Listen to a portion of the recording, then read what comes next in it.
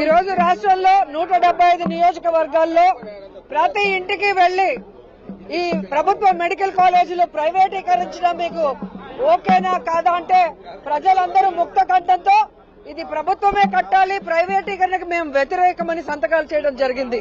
1 కోటి సంతకాల సేకరణ అని పేరుకు మాత్రమే 1 కోటికి పైగా 1,35,00,000 సంతకాలను ఈ రోజు మనం సేకరించగలిగామంటే ఈ ప్రభుత్వం మీద ప్రజలు ఎంత వ్యతిరేకంగా ఉన్నారు, ఈ ప్రభుత్వ మెడికల్ కాలేజీల్ని ప్రైవేటీకరించడాన్ని ప్రజలు ఎలా వ్యతిరేకిస్తున్నారో ఇప్పటికైనా కూటమి ప్రభుత్వం స్పష్టంగా తెలుసుకోవాలని కూడా ఈ సందర్భంగా తెలియజేసుకుంటున్నా.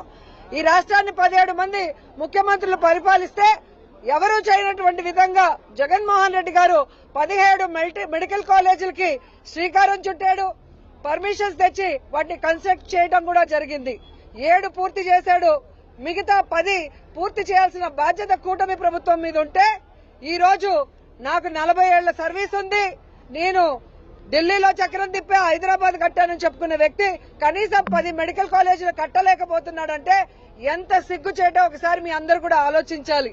ఈ రోజు పేద విద్యార్థులు ఎవరైతే డాక్టర్ల వాళ్ళని కలలు కన్నారో వాళ్ళ కలల్ని కల్లలు చేస్తూ పేదలకి ఉచిత వైద్యం అందుతుంది, ఈ మెడికల్ కాలేజీలో సూపర్ స్పెషాలిటీ హాస్పిటల్స్ వస్తాయని కలలు కన్న వాళ్ళ కలలు కల్లలు చేసే విధంగా ఈ ప్రభుత్వ మెడికల్ కాలేజీని ప్రైవేటీకరించడం చాలా దురదృష్టకరం, దుర్మార్గం.